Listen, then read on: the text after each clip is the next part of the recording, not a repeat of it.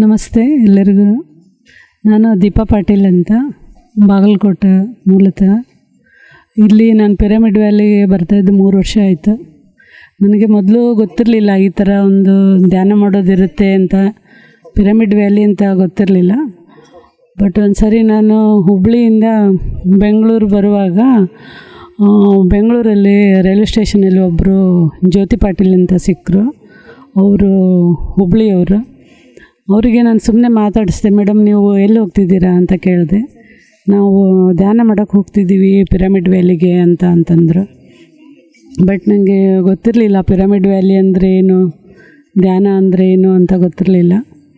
But ಮೊದಲು ನಾವು ಧ್ಯಾನ ಮಾಡ್ತಿದ್ವಿ, ಓಂ ನಮಃ ಶಿವಾಯ ಅಂತ ಹೇಳ್ಕೊಂಡು ಆ ಥರ ಧ್ಯಾನ ಮಾಡ್ತಿದ್ವಿ.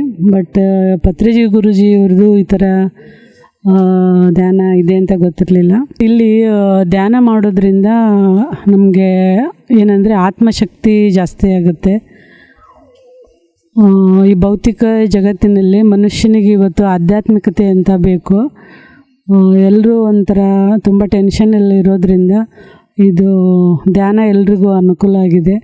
ಯಾವುದೇ ರೀತಿ ನಮಗೆ ಟೆನ್ಷನ್ಗಳು ಇರೋದಿಲ್ಲ. ಮತ್ತು ಜಾಸ್ತಿ ಇಲ್ಲಿ ಈ ಧ್ಯಾನ ಜಗತ್ತಿಗೆ ಬಂದ ಮೇಲೆ ಬೇರೆ ಏನು ನಮಗೆ ಆಸೆಗಳಿರಲ್ಲ ಜಾಸ್ತಿ. ಇಲ್ಲಿ ಬಂದ ಮೇಲೆ ನಾವು ಬುದ್ಧನ ನೋಡಿಬಿಟ್ಟು ನಾವು ಒಂಥರ ಬುದ್ಧನೇ ಆಗಿಬಿಡ್ತೀವಿ. ಇಲ್ಲಿ ಸಂಗೀತದಿಂದನೂ ಮೈಂಡ್ ತುಂಬ ಕಾನ್ಸ್ಟೆಂಟ್ ಆಗುತ್ತೆ. ಮ್ಯೂಸಿಕ್ ಮೆಡಿಟೇಷನ್ ಅಂತ ಎಲ್ಲೆಲ್ಲಿಂದ ಜನ ಬರ್ತಾರೆ ಯಾರು ಅಂತ ಗೊತ್ತಿರಲ್ಲ. ಬಟ್ ಇಲ್ಲಿ ಬಂದ ಮೇಲೆ ನಾವೆಲ್ಲ ಒಂದು ಅಂತ ಅನ್ಕೋತೀವಿ, ನಾವೆಲ್ಲ ಒಂದೇ ಅಂತ. ಅದು ಒಂದು ಐಕ್ಯತಾ ಮನೋಭಾವನೆ ಬರುತ್ತೆ ಇಲ್ಲಿ, ನಾವೆಲ್ಲರೂ ಒಂದು ಅಂತ ಅನ್ನೋದು. ಸಾಮೂಹಿಕ ಧ್ಯಾನ ಮಾಡೋದ್ರಿಂದ ಯಾವುದೇ ರೀತಿ ಮನುಷ್ಯನಿಗೆ ಇದು ಒಂಥರ ಏನೋ ಸೊಕ್ಕು ಅಂತಾರಲ್ಲ, ಜಂಬ ಅನ್ನೋದಿರುತ್ತೆ, ಅದು ಹೊರಟೋಗುತ್ತೆ ಸಾಮೂಹಿಕ ಧ್ಯಾನ ಮಾಡೋದ್ರಿಂದ.